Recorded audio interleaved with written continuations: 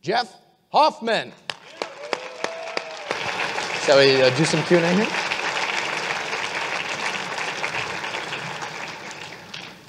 Did you guys like that? Was that awesome or what? So, Jeff, the first thing that I want to ask you is a lot of entrepreneurs get into this game, and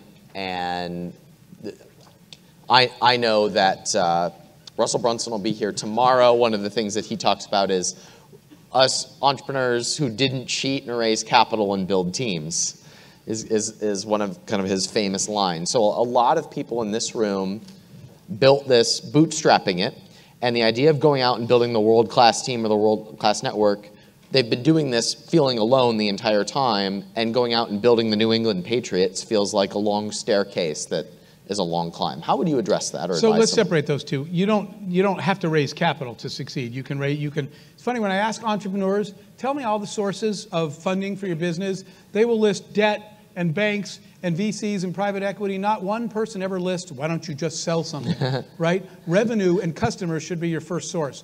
I just want to tell you, one of the times when people said, well, but we don't have a product yet. I said, watch this. These are those printers I showed you, the kiosks.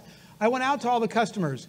I said, hey, I'm building these kiosks. Do you want to buy one? And of course they said, no, come back when it's finished. And I said, I will. I said, but I'll tell you what, every airport in the world is going to want one. So by the time I come back, you're going to be way near the end of the line. And they said, well, we don't want our competitors to get it first. I said, you know what? Why don't you give me a 50% deposit up front, and I'll put you at the front of the line. I came back with a pile of money this big and never had to raise funding. Figure out how to make money before you borrow money. But you asked about a separate part, which was the team building. I understand what you're saying about a lot of entrepreneurs building companies without building team, but I do not think, the question is not can you run a successful company, the question is can you scale? People ask me all the time, we built companies that scaled all over the world and scaled from nothing to billions of dollars. If that's what you want, you have to build a team. You cannot scale a company without team. You cannot scale a company when you're in the way. You have to build team around you to scale. You've been in multiple different industries. It's almost, my perception of you is you kill it in one industry and go, that was fun. Let's go into music. That'll be fun. And then you kill it there, and then you try your hand at something else that interests you. So those are different networks every time, I assume. Absolutely. So when you are entering in a new industry, how are you breaking into that network so that and how do you even evaluate that team that you're attracting? I'm going to share, I'll try to make this quick. I'm going to share another technique that I just kind of created. So I have this problem with sarcasm. It turns out there's no medicine, no cure, no surgery. And I know that. But when I was a kid, my sister went to an Elton John concert, and her friends were all looking at pictures of the concert, and they were all excited. And I remember saying to them when I was a kid, I said, what are you guys so excited about? And they said, we went to the Elton John concert. I said, well, it's not like you hung out with him. You're really excited. She said, we were excited just to go. And because of my sarcasm, I said to my sister, I was a kid, I said, you know what? Someday when Elton and I are friends, I'll tell him you like his music. And everybody laughed at me. And I said, why is that funny? And my sister said, in a million alternate realities, you're never going to be friends with Elton John. So I started thinking, she's right. I'm a software engineer. I don't know anybody in music or anything about music. So here's how I built my network, and here's how I do everything. When you are standing on the outside looking in, it looks impossible. You just said building New England Patriots is a tall mountain to climb. If any of you have a big dream, and you're standing and you're looking up, and for me, I'm going to create a music company, and one day I'm going to be on stage introducing Elton John. Really? I don't even know one person in music yet or anything about it. If you start from here and look up, it's a huge mountain to climb. And it's too high, and it's too steep, and it's too hot, and you don't have the right shoes. So here's what I do. I plan all my goals backwards. I want you to project yourself at the end game. Project yourself on the top of a mountain. So I said this. I said, okay, Elton John and I are friends. Let's just pretend. And here's what I did. I took out a pencil. Try this. And I wrote this down. What had to happen the day before that? He had to like me. What had to happen the day before that? He had to spend time with me. What had to happen the day before that? We had to meet each other.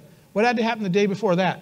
I had to know somebody who introduced me. The day before that, I had to know someone in the music industry who knew someone who knew him. And the day before that, I had to have any reason that somebody in the music industry would take my call. And the day before that, I had to have something someone in the music industry wanted.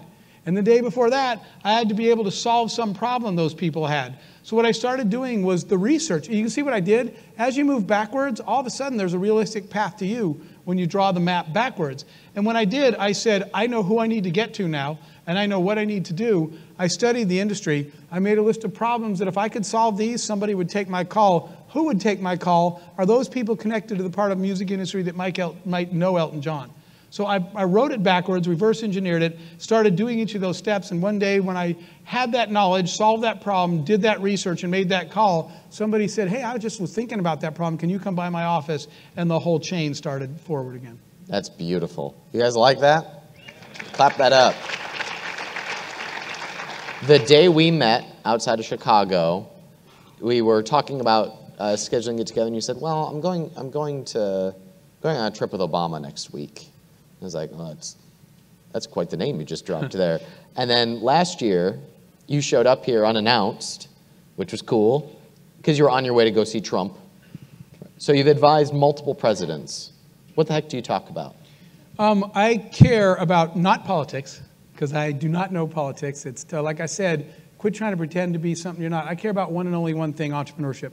My fundamental belief in life is that if you want to make the world a better place, you unleash an army of entrepreneurs. Amen to that. Entrepreneurs are problem solvers. Yeah.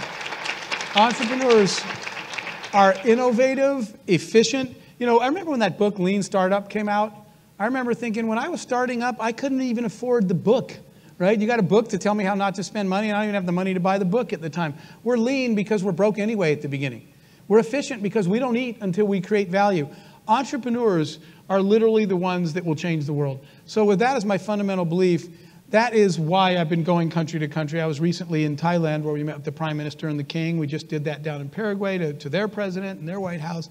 Everywhere I go, my advice is this. Here are a list of things you can do to support entrepreneurs where you live, to give everyone in this room more chances to succeed. Because if you want to fix America, quit looking at Washington. We can do it right here in this room.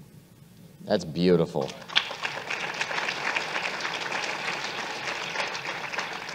When you're starting a business, many entrepreneurs feel like they are running the whole thing, doing everything themselves. Which they are at the beginning. And what would you say is the real job of an entrepreneur? What is the highest thing that they can be focused on? So I think it's two parts.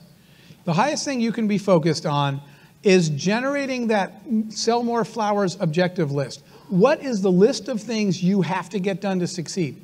Remember, your to-do list, you'll never get it all done, so quit worrying about it. Every day I have 12 things on my list, but I know, and every day I look at it and I say, what are the 2 things on my list I could do today that move the ball, that sell the most flowers, that move the ball farthest down the field? So prioritize, develop a list of things that have to get done for you to succeed. Everything else is noise. And then go find the smartest people you can find that know how to do those exact things. Instead of trying to do it, if you keep doing them, and you know what kills you guys? Success. Because you say, Jeff, I knew this by myself, 3-person team, it's going pretty well. It is going well, but it's never going to scale. You're never going to hit the big time doing it yourself. You're going to have to put it down, say this needs to get done, and I need to go find that guy because he's really good at doing this. There's a breakout happening later today with Jeff Woods, who heard you say that and say, 2 things, I can do that in half the steps. 1 thing. I really thought that was going to be funny, and now I'm just embarrassed. I don't know how to pivot out of a badge. I'm a dad now. Thanks, Jeff. Yeah, he gets credit for the socks, too, so he doesn't need to worry about. Can they see the socks? Do we have a close-up on the socks? That'll get them jizzer-jazzered up. I see the camera going. That makes up for it. So, Jeff, you mentioned what kills you is success. When you have reached a certain pinnacle, like you've won, you've built the New England Patriots in multiple different industries, what keeps you hungry and driven to pursue something new? So that's a very personal answer, but I'll answer that. Again, my friends still say to me, why don't you just golf, right? Why don't you just retire? Retire from what? I'll tell you what it is. When I was standing, this has happened more than once in my life, but I'm going to call it this, a red carpet moment. When I was there at the Grammys as a software engineer and we found out we just won a Grammy, I stood there with my eyes closed, feeling this moment and thinking, no way in hell in any path through my life did I ever think I'd be standing on the Grammy red carpet and just won a Grammy. So I closed my eyes because I wanted to soak in the moment, right? Whatever your list is. And I remember thinking something as I walked away. I went to New York from there, and I was walking through New York and almost got killed at every intersection because I was on such a high that I failed to hear the 14,000 cars coming at me in New York. I just tuned out. And I was thinking this. I was thinking every human being deserves a red carpet moment, right? Whatever yours is. This has nothing to do with music. Every human being deserves at least once in their life to feel the way I did that day. So the school that LeBron and I were working on, I went into the inner city in Cleveland, where LeBron James is, and I asked some kids, some inner city kids that we were giving scholarships, sending them to school.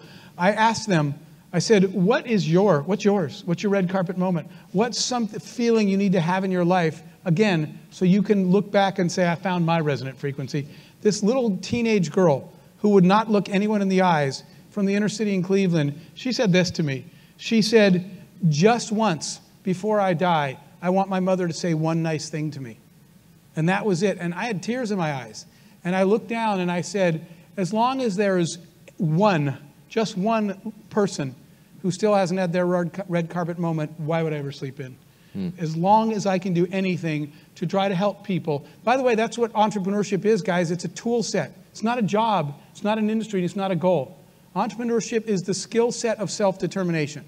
If you want a life you don't have, entrepreneurship is the skill set you need to learn. I literally wrote, when I was doing this, advising the State Department in Hillary's office, when I went back to Hillary's staff meeting, they said, what did you learn about entrepreneurship? And I'll tell you what I wrote on the board. It's written on my wall. I wrote, entrepreneurship is the shovel you use to dig a path to a brighter future. So when people ask me what I do for a living now and what gets me up every day, I'll tell you what it is. It's passing out shovels to as many people as I can before I die and teaching them how to use them. It's beautiful. Thank you. For how many years have you been an entrepreneur? Well, you're just trying to figure out how old I am. That was clever, man. That was very clever. More than 20. Okay. My whole career. So in those more than 20 years, how would you evaluate the period that we're in right now in terms of the opportunities and the changes and the structures breaking down in entrepreneurship? And what do you see coming based on your more than 20 years of experience? So the first part about how do I see it now, there could not ever be a better time. When I was an entrepreneur and people would say, what do you do? I never said entrepreneur. I used to tell people I'm a problem solver. I fix stuff, and then I fix something else. And it wasn't accepted. I'd say entrepreneur, and they'd say, oh, you're a hustler. And I'd say, well, I'm not a hustler. I hustle, but I'm not a hustler. That sounds bad. And I'd say, I'm an entrepreneur. And they'd say, oh, you got fired? I said, this is my job. People would say, you couldn't keep a job? I kept saying, I do this intentionally, voluntarily. Here's the difference. Recently, a school called me and asked me to speak at Career Day. And I was like, yeah, ma'am, you got the wrong number. I don't have your version of a career. I'm not a doctor, or a lawyer, or a nurse. And she said, no. We finally decided that people that choose entrepreneurship do that on purpose. And I said, after all these years, you recognize that this is my job. When I built my first startup, real quick, my stepfather said to me in the fall, what are you working on? And I told him. And then that was like October. Then in December, we sold the company. Then in February, just months later, he said, what are you working on? I showed him. He said, I just asked you months ago, and you were working on something different. I said, yeah, I sold the company. He said, son? I said, what? He said, this is going to look really unstable on your resume. He said, you're job hopping. I said, I keep building companies and people keep buying them. He said, yeah, that's just instable and unstable career. You guys live in a time where entrepreneur is a real word. There are conferences like this. There's education. There's degrees in universities now. It is a wonderful time. There's data. There's studies. There's incubators. There are many, many people trying to help you become successful entrepreneurs now, and I think that's an amazing time. I never really, at the beginning, none of this existed. Well, Jeff, thank you so much for being here. I love what you're doing on the world. Keep on changing the world. Give it up for Jeff Hoffman, everybody.